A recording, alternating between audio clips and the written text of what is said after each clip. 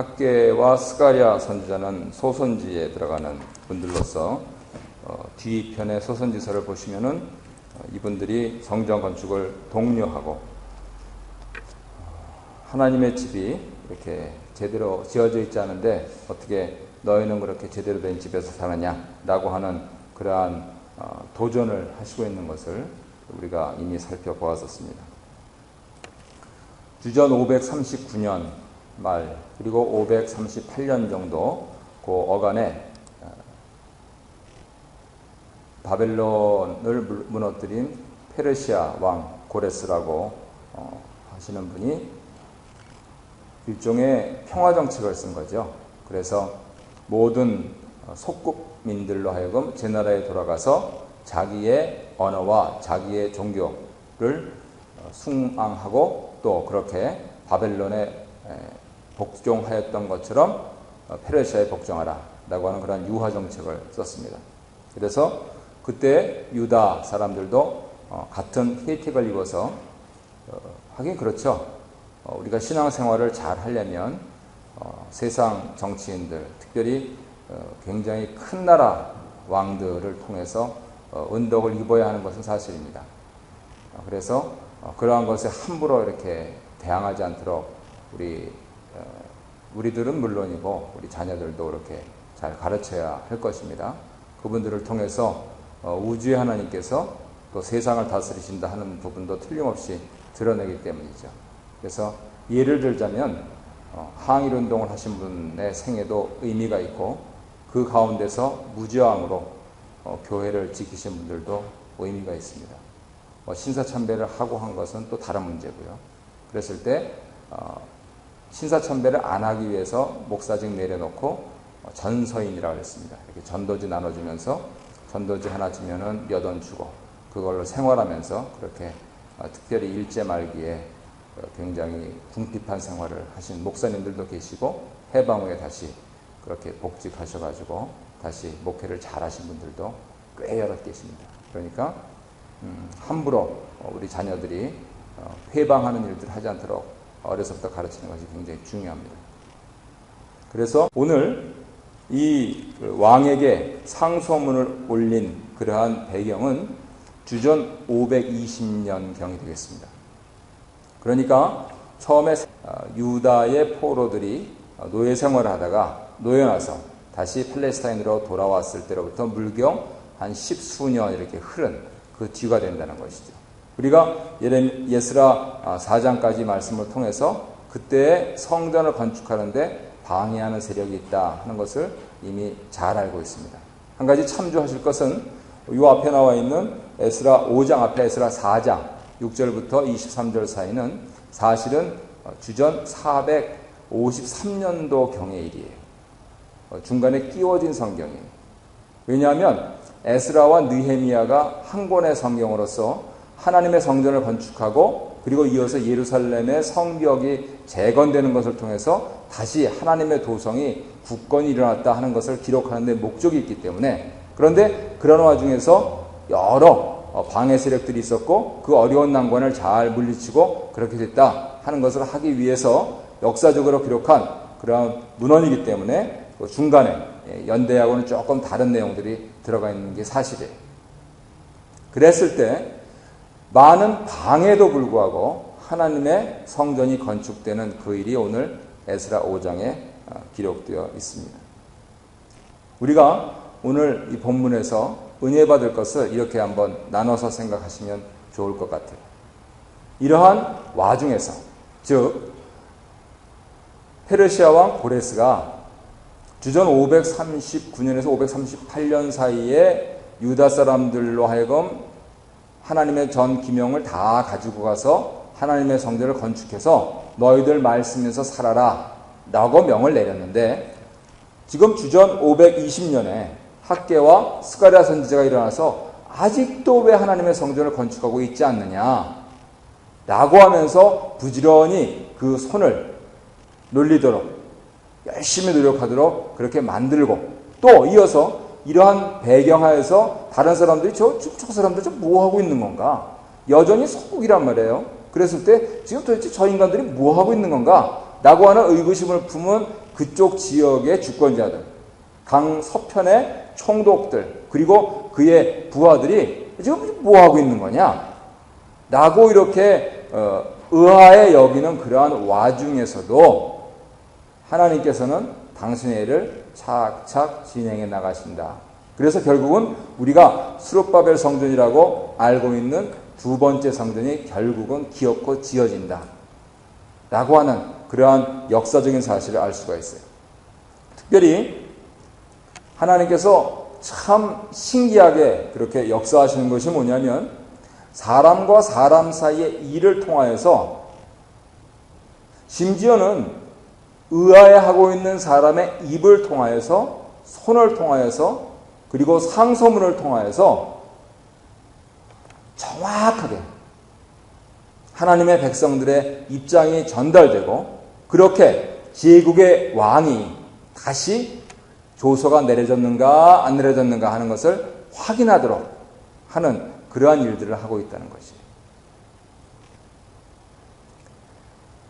만약에 우리가 무슨 일을 하려고 했을 때 우리의 하는 일들을 방해하는 사람들이 우리가 하는 말을 그대로 다 적어서 그렇게 해주면은 더 할 나위 없겠죠.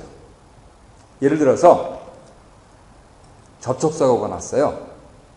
그런데 우리는 영어도 짧고 또 얼굴도 황인종이고 하니까 이 충분히 의사표현을 못한다는 거죠. 아주 애매한 경우들 있지 않습니까? 그랬을 때 상대편 차량은 아주 멀끔하게 잘생긴 백인이고 경찰도 그런 백인 경찰이고 그러면 우리는 벌써 거기서부터 기죽어 들어간다 그거죠. 그래가지고 아니 어떻게 사고가 났느냐라고 설명하는데 영어도 짧지 또 그냥 소수민족이지 그러니까 벌써 주눅이 들어가지고 you know what 뭐 그러면서 사바 뭐 어쩌고 저쩌고 뭐 이렇게 그렇게 우리 스스로 이렇게 줄어든다는 거예요. 근데 어떻게 해서든지 하나님께서 도우셔가지고 내가 그 짧은 영어로 사실은 내가 이렇게 갔는데 제가 이렇게 들어와가지고 내가 피하려고 했는데 제가 그냥 콱콱콱 이렇게 그 추돌을 한 거다 라고 하는 것을 경찰관이 거기에다가 쓰기만 하면은 이 사람이 백인이 아무리 억울하고 그래도 경찰관이 조서에 쓴 게 최후 판단이란 말이에요. 그러니까 만약에 소가 걸려도 재판장이 경찰관이 쓴 조서에 근거해서 우리 손을 들어주게 돼 있다 그거예요. 무슨 말씀 드리는지 이해하시죠? 그랬을 때 학개와 스가랴 선지자가 독려해가지고 한 10여 년 중단되었던 그러한 성전 재건축이 이루어지는데 그때 강서편에 있던 총독 다뜨네와 스텔보스네가 다리오 왕에게 상소한 내용이 다름 아니고 유다 사람들이 우리는 이렇게 저렇게 해서 여차저차 해가지고 이렇게 지금 이걸 하는 것이다 라고 하는 걸 그대로 적은 거예요. 세상 일이 이렇게만 돌아가면은 세상 살만 나지요. 그렇지 않습니까? 나는 물 설고 땅 설은 여기에 이미 나 살고 있는데 여기에 주권을 갖고 있는 사람들이 내 말을 다 알아듣고 내가 하는 그거대로 그대로 반영해 주면서 하는데 안 될 일이 뭐가 있어요. 그렇잖아요. 그러니까 벌써 이 조서 내용을 보고 당연히 일은 되게 돼 있다 하고 우리는 결론을 내릴 수가 있어요. 그래서 이 조서 끄트머리에 이 총독들이 궁금해하는 게 뭡니까?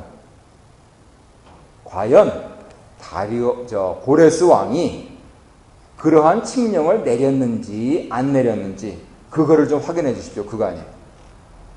이거야 땅 짚고 헤엄치기죠. 아니 그걸 안 내렸으면 어떻게 여기 들어와 있어요.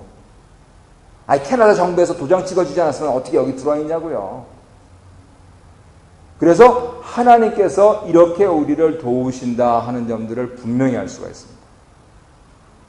그렇다면 사람 차원에서 우리가 주의 깊게 볼 것이 무엇인가 그것을 간략히 살펴보고 말씀을 맺으려고 해요. 특별히 4장하고 관계해서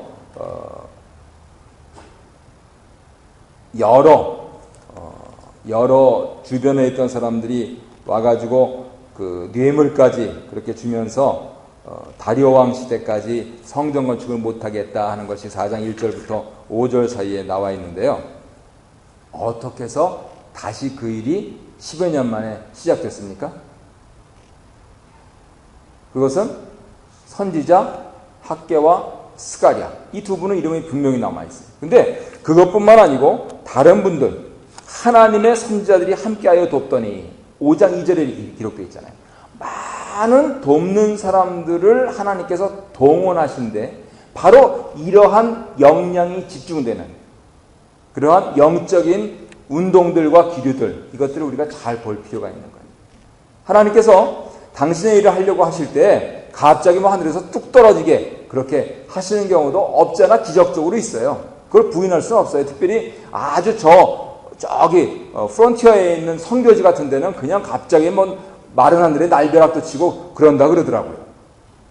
하지만 우리가 살고 있는 이 문명세계 가운데서 더구나 하나님 말씀을 주신 이 지금 우리가 살고 있는 다른 사람들이 모두 다 살고 싶어하는 이 북미에서는 하나님께서 어떻게 일을 하시나 대개 그걸 일반적으로 종합하면은요 이렇게 하나님의 사람을 보내시고 그 사람들을 돕는 사람들을 보내시고 그리고 심지어는 그 일에 대해서 반대하려고 하는 사람들의 손을 통해서까지 그 일을 도우시는 역사를 하는 거죠.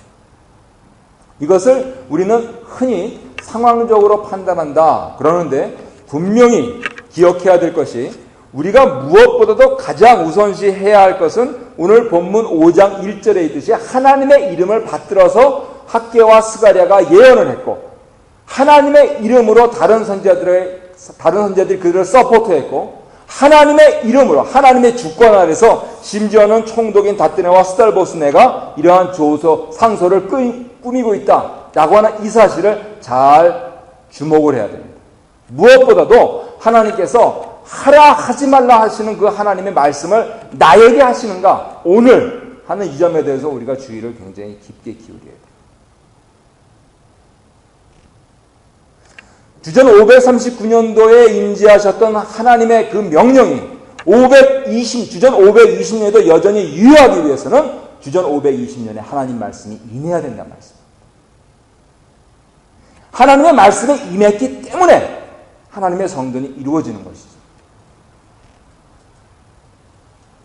물론 근거는 이것을 확인해달라고 하는 그 방해 공작을 물리치기 위해서 이러한 것을 마련해 놓으셨지만 520년에 학개와 스가랴 선지자가 나오고 다른 선지자의 무리들이 나오고 심지어는 총독들까지 동원되는 이러한 상황에서는 하나님 말씀이 여전히 그날 그때 임하시고 있다는 거예요. 그래서 우리가 무엇보다도 사람으로서 해야 될 것은 하나님의 말씀을 구하고 찾는 일입니다. 주여 말씀하시옵소서. 주의 종이 듣겠습니다. 하나님께서 말씀하시면 가고 하나님께서 하시지 않으면 안 갑니다. 하는 이러한 자세로 가는 겁니다. 그러면 만사 형통하게 되겠습니다. 그 내용 자체가 오늘 5장에 그대로 잘 들어가 있죠. 심지어는 이 총독들의 상소문 가운데서 그러한 내용들이 다 들어가 있어요. 자기네들이 보기에도 어떻게 저 유민들이 그러한 일들을 할 수 있는지 신기하단 말이에요.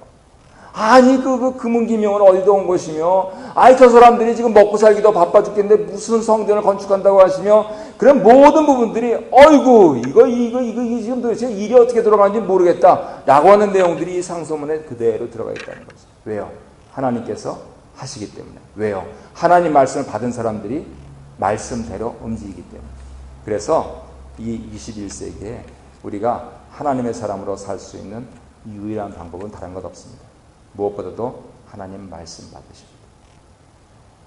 우리 교회에 내려주시는 말씀은 저를 비롯해서 우리 당연 장로님 또 여러 재직들께서 같이 공통적으로 받으시고 우리 가정에 임하신 하나님 말씀은 아빠, 엄마, 자녀들이 공통적으로 받으시고 우리 사업장에 임하시는 말씀은 주인과 종업원이 같이 받으시고 하면서 그렇게 되면요 안 될 일이 없다는 거죠. 원리를 그렇게 잡으시면은요 아마 거친 이 이민의 삶에서 우리가 참 그 재미를 보면서 살 수 있으실 거예요. 저는 우리 둘의 가족들이 그렇게 사셨으면 좋겠어요. 심지어는 우리의 대적들까지도 우리의 말을 그대로 빌어서 자기들의 글로 써주는 그러한 일들이 일어났으면 좋겠어요. 그거를 위해서 오늘도 내일도 하나님 말씀 받고 하나님 말씀 하시는 대로만